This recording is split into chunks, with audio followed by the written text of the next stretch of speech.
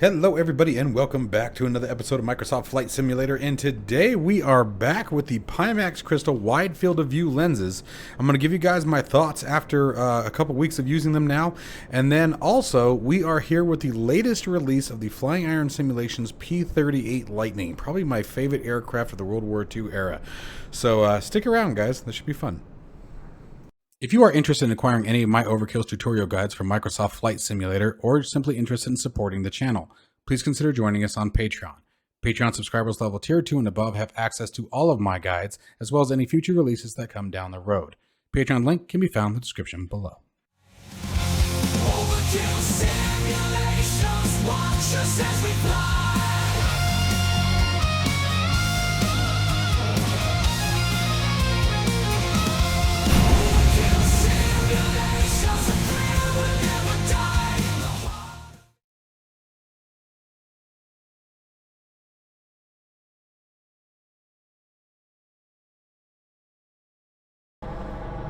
Alright guys, so first off, this P-38 Lightning is absolutely amazing.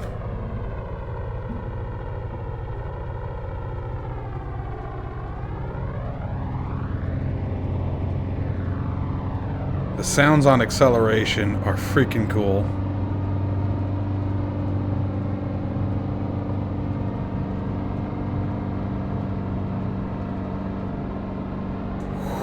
Flight model seems to have some very significant improvements.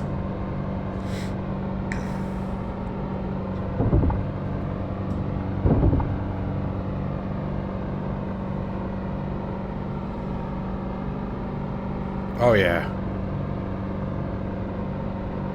This is easily one of my favorite aircraft of the World War II era. It's just such a beautiful plane. So different from everything else.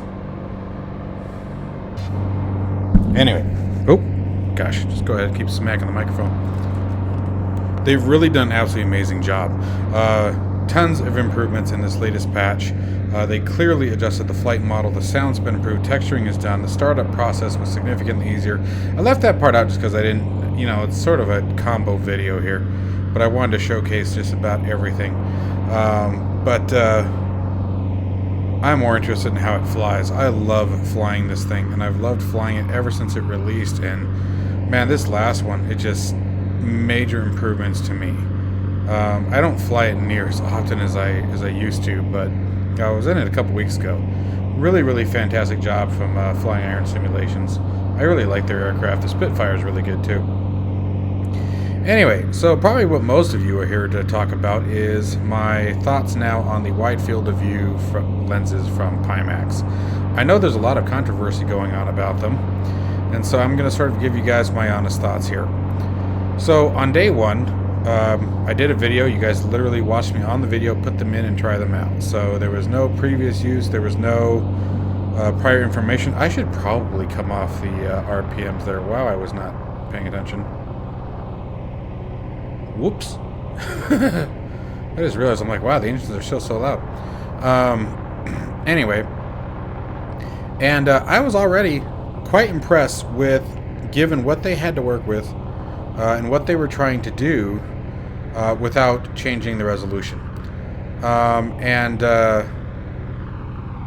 This was definitely a major improvement, and I personally am quite impressed with what they've done. Like, especially when you get down low like this, you really get a nice sense of motion. I can see things going down my peripheral. And obviously I am more focused on my flying right now to be focused on looking for the edges of the HMD. So I'm not seeing any of the blackout edges because I'm not really looking for them. And that was the big thing that I mentioned in the video previously, was that you had to look for them. The other thing that was very noticeable last time that seems to be have basically gone away over time for me is being able to see the overlap in the two lenses. There was a slight line that you could almost detect when I first put them on. But you have to remember, when you first put something like that on, whether it be a new headset, new lenses, whatever, new glasses, think about eyeglasses, you're hypercritical. right? You pay attention to the smallest of things because that's what you're looking for. Your brain is looking for every little thing, right? It's not just a matter of something you've been using for months and months that you've gotten used to. So now after a couple of weeks, I can tell you that I have yet to take the wide field of view lenses out. I have been using them at least once a day, just, you know, maintaining that familiarity with them. And I've been personally very impressed. And I'm very, very satisfied with what they've done here, and I think that they've done a spectacular job.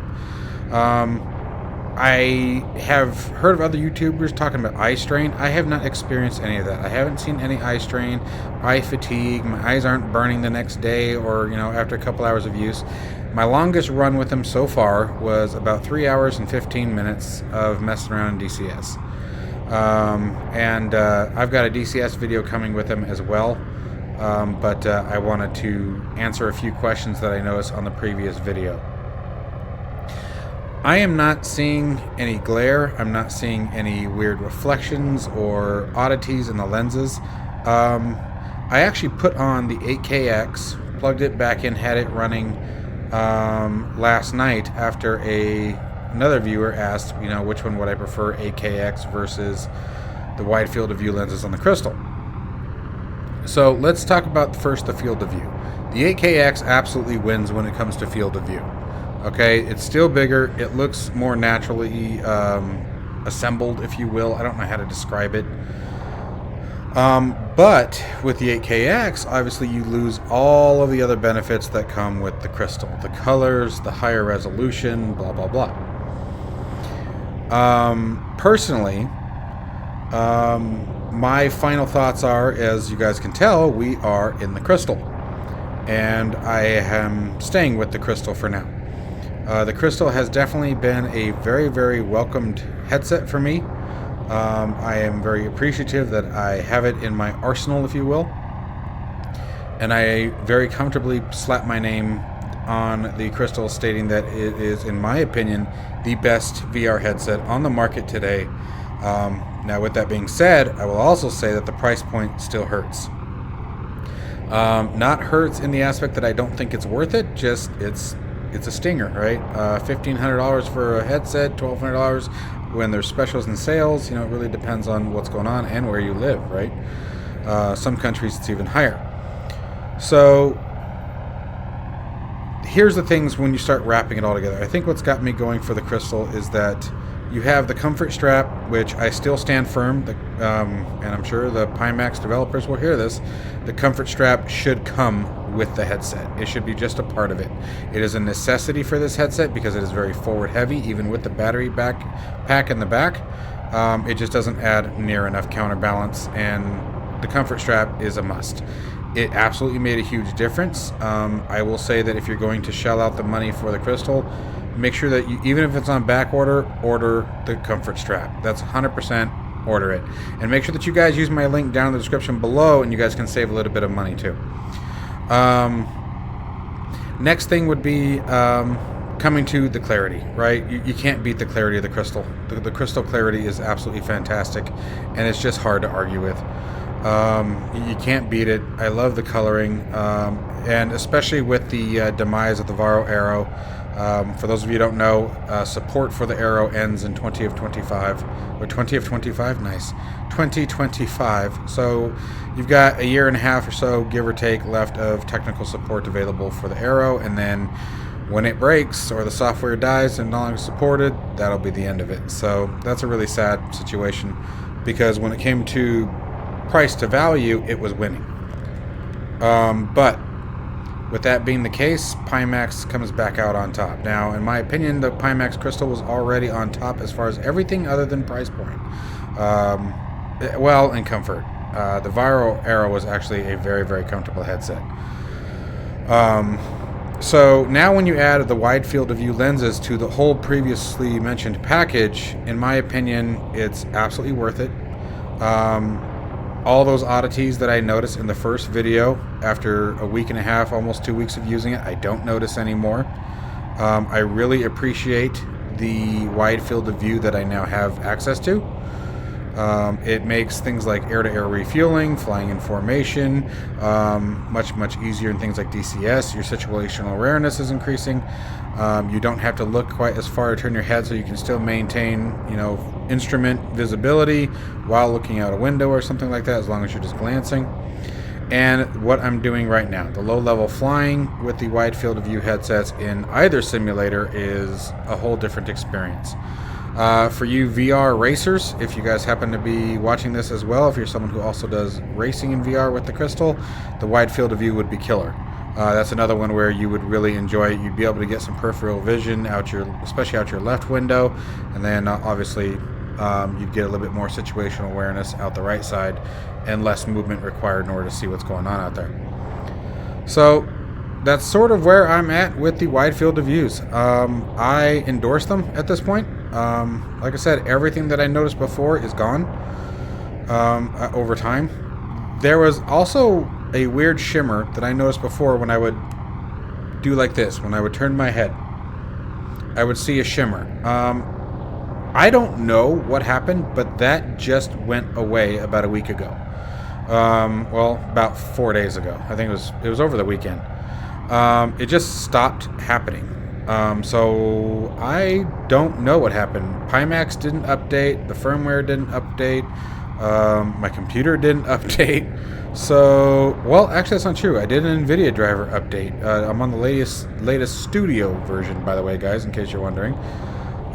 So that is something that I guess should be taken into consideration, but I don't see where that connection would be. All right. So with that being said, I hope that I addressed all the questions that everybody had in regard to the wide field of view lenses. They are not, again, they're not as wide as what you're going to get with the 8KX, but only if we're talking the 8KX on the large field of view setting inside the Pimax software. And on the large field of view setting, the 8KX is a workhorse. It takes a lot of resources. It's definitely hard to maintain the frame rate depending on what you're doing. The Crystal, you maintain that similar balance. You still have to tell the software that you're using the wide field of view lenses, but that was a cakewalk. I didn't notice any performance degradation and change in comparison to the normal field of view lenses. I didn't see a frame rate hit. I didn't see anything on the software side that would make me go, oh nope, these are a problem. So I guess at this point that's really all I know what to say about them. Again, they have my endorsement at this point. I think that they were a much needed addition to the Crystal. And the nice thing is, if you find yourself later on finding an issue with them, is you can always swap the old ones back in. Now obviously they are a financial a requirement, right? So you do have to buy them, so that is something to think about as well. But I know it's always hard, guys, when you guys hear this kind of stuff, when you're hearing from a YouTuber, quote unquote. I just got a comment about this kind of crap the other day with the Beyond ATC, but when you hear us YouTubers, getting more free crap, so of course they're going to put their name on it. That's not my style. That's not VR Flight Sim guy. For example, he had quite a bit of negativity towards, and not negativity as in bad mouthing, just negative criticism, things that he would like to see adjusted. He's another good one if you guys want his opinions. Make sure that you guys watch more than just my channel. And I would definitely recommend VR Flight Sim guy. He's probably him, and I don't know if Mark from Sim Hanger has it, but those are the ones that just a couple are off the top of my head that I can vouch for, that I can tell you are very honest people. That's not everybody, right? I'm missing about 100 different YouTubers. FS 2020 or 2020 FSers, he's another good one. So anyway, make sure you guys do your research. Remember that even though we are given free things, guys, like for example, I know that Steve over at VR Flight Sim Guy, we are the same way in the aspect that we let the developers know before they send us anything. We tell them we're going to be honest. We're going to be black and white. If we don't like it, we're going to call it out. I don't do any kind of scripting or anything like that. And then just remember, it's a lot of work making these videos, guys. So, you know, we're not going to waste our time on something that's garbage if it's not worth it. The last thing I'll tell you on that, guys, is just a little tip. If you guys look at your society as a whole and look at research and look at the videos that really bang, negative content makes us as YouTubers way more money than positive content does. It's sad, but that's the way the world works. If I were to post a video that says, new VR headset is absolute garbage, don't buy this, I'm going to get way more views than the ones where I say, hey, this new VR headset's absolutely fantastic. It's just sad, but that's the way the world works. So when you guys think that we're just, you know, boasting because we got free things, it doesn't really actually benefit us to do that. So just wanted to post that out there. Anyways, guys, I hope you guys found this video useful. Definitely pick up the Flying Iron Simulations P-38 Lightning. This thing's absolutely amazing. I'm really having a good time flying around in it. I think after I get this video out to you guys, I think I'm going to hop back in it because this has been a great time. And don't forget about a discount code down in the description if you guys are interested in buying any Pimax product. Make sure you use the Overkill discount. Save you guys a bit of money. Alright? Anyways, guys, as always, stay safe and healthy. Hope you enjoyed the video and found it useful, and I will see you in the next one.